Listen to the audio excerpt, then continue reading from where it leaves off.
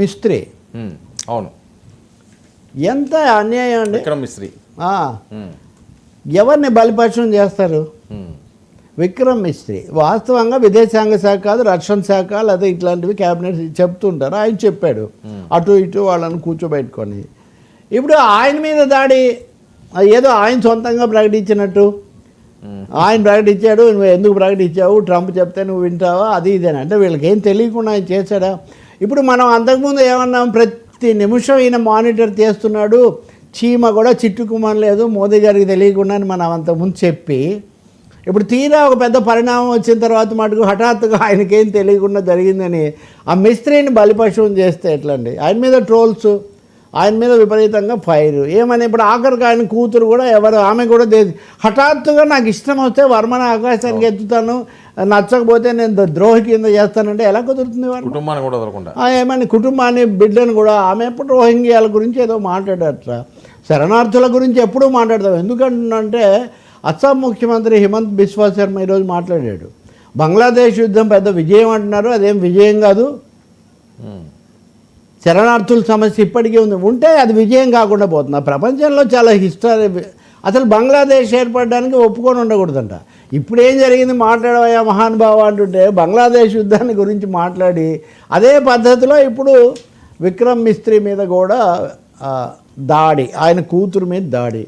వీళ్ళలో కొంతమంది అధికార కూటమికి అధికార పక్షానికి చెందిన వాళ్ళు కూడా, కొంతవరకు ప్రతిపక్షాలు వాళ్ళే ఆయన్ను సమర్థిస్తున్నాయి. ఎందుకు ఆయన మీద ఎందుకు ఐఏఎస్ల అసోసియేషన్ అధికారికంగా వ్యతిరేకత తెలిపింది. వర్మ చాలా నిజాయితీపరుడు, నిష్ణాతుడైన అధికారి, మీరు చెప్పింది ఆయన చేశాడు ప్రభుత్వం తరఫున. ఆయన మీద మీరు ఇప్పుడు విష ప్రచారం ఏంటి అని మీరు ఒక విషయం ఆలోచించండి. రాజకీయ పార్టీల మధ్య వ్యతిరేకత లేకపోతే భిన్నాభిప్రాయాలు ఉంటాయి, కానీ దేశం ఇంత క్లిష్ట పరిస్థితుల్లో ఉన్నప్పుడు గుండెకాయగా ఉండాల్సినటువంటి సివిల్ సర్వెంట్స్ను ఈ విధంగా దూరం చేసుకొని వాళ్ళ అసోసియేషన్ ఖండించే పరిస్థితి మనం తెచ్చుకోవచ్చా?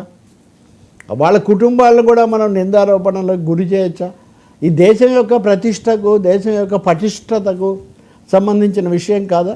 కాబట్టి అందరూ కూడా చాలా నొచ్చుకుంటున్నారు, బాధపడుతున్నారు. ఇప్పుడు మిస్త్రీ మీద చేస్తున్న పద్ధతిలో గతంలో ఎప్పుడు జరగలేదు. అన్నీ బాగుంటేనేమో గొప్ప, కొంచెం తేడా వస్తే మటుకు మేము తిట్టిపోస్తామంటే ఎలా కుదురుతుంది వర్మ గారు? ఈయన మీదే కాదు, మీరు ఇంతకుముందు కూడా మనం ఆమె నేవీ అధికారి భార్య, ఆమె మీద ట్రోల్స్ చేశారు. ఆయన చనిపోతే ఆయన మతాలు ఇవన్నీ కాదు, మాకు న్యాయం జరగాలని, అంతకంటే ఎవరైనా ఏమంటారని, అందరూ సమైక్యంగా ఉండాలని, ఎవరైనా బాధలు అదే.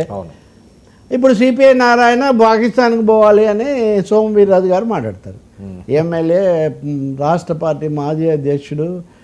ఎంఏ అట్లయితే ఇప్పుడు ఎవరు పోవాలన్నాడు ఆయన, ఎవరు చెప్తారు? అందరూ ఇండియాలోనే ఉండాలి, ఎందుకు ఎవరైనా పాకిస్తాన్కి పోవాలి? కాబట్టి ఈ ట్రోల్స్ అనేవి మీరు కూడా ఒకరోజు మాట్లాడినట్టున్నారు. అప్పుడున్న పరిస్థితుల్లో ఎవరు ఎలా చెప్పినా కానీ అంతిమంగా ఎలా ప్రతిదానికి మొదలుడు గాథ ముగియవలే మనుషుల బతుకులలో అనే ప్రతి కథకు ఒక ముగింపు ఉంటుంది. ఇది ఎలా ముగుస్తుంది, ట్రంప్ ఏం ముగిస్తాడు, మోడీ ఏం ట్విస్ట్ ఇస్తాడు, మనం రాబోయే రోజుల్లో మనం చూడవచ్చు. కానీ ట్రోల్స్కు గురి చేయటము, కొంతమంది మీద ముద్ర వేయడం, ఉరిమురి మంగళం మీద పడినట్టు కరాచీని కాల్ చేసామన్న వాళ్ళు కరాచీ బేకరీ మీద దాడి చేస్తే ఉపయోగం ఏంటి సార్? కరాచీ బేకరీ బిస్కెట్లు తిని అది హైదరాబాద్ సంస్కృతిలో భాగంగా ఇప్పుడు తెలుగు రాష్ట్రాలకంతా వ్యాపించి అన్ని చోట్ల కూడా వాటిని చాలా రుచిగాను చాలా ప్రేమగా కూడా తింటారు. ఎవరు కరాచీ అన్నదమ్ములు విడిపోతారు, ఉదాహరణకు భారతదేశమే విడిపోయింది, ఆ సైనిక పాలకులో ఎవరో ఏదో చేశారని దాని మీద కరాచీ బేకరీ మీద దాడి ఏమన్నా ఔచిత్యం ఉందో దాంట్లో? వాళ్ళని మాకేం సంబంధం సార్, మా నాన్న అప్పుడెప్పుడో వచ్చేసాడు, నేను అప్పుడెప్పుడో అన్న గర్వాపసి, మా ఘర్ ఇదేరా బాబు అంటుంటే గర్వాపసి అంటే ఏం చేస్తారు? అంటే ఎక్కడి నుంచి ఎక్కడికి వచ్చింది ఇది? కాబట్టి కొంచెం పునరాలోచన చేయాల్సిన అవసరం ఉంది. ఇప్పుడు వేడి చల్లారింది కాబట్టి చల్లారాలి కూడా, చల్లార్చి కాశ్మీర్ని ఎలా కాపాడుకోవాలి, ఉగ్రవాదానికి పాల్పడిన వాళ్ళని ఎలా శిక్షించాలి, మీరు అన్నట్టు షరతులు పెట్టండి. ఐక్యరాజ్య సమితి కూడా షరతులు పెట్టండి, ఖచ్చితంగా వాళ్ళను అప్పచెప్పాలి కదా, వాళ్ళు అప్పచెప్పాలి, బాధ్యులను శిక్షించాలి. అలా కాల్పులు ఆ సమయంలో ఎవరున్నారు, అందుకే సాక్ష్యాధారాలు చాలా ముఖ్యం. ఇప్పుడు ఈ సందర్భంలో సాక్ష్యాలు మటుమాయం కాకుండా కాపాడుకోవాల్సిన అవసరం ఉంది. వాటిని ఐక్యరాజ్య సమితి ముందు మనం పెడితే తప్పకుండా వాళ్ళు స్పందించాల్సి వస్తుంది. అవును. ఇప్పుడు జైషే అహ్మద్ ఉంది, అది ఎప్పుడో జైషే అహ్మద్, అది ఎప్పుడో ఐక్యరాజ్య సమితి ప్రకటించింది. వాళ్ళ పాత్ర ఉందని మనం నిరూపిస్తే వాళ్ళు చర్య తీసుకోవాల్సి వస్తుంది. ఎలా సమర్థించగలుగుతారు వాళ్ళు?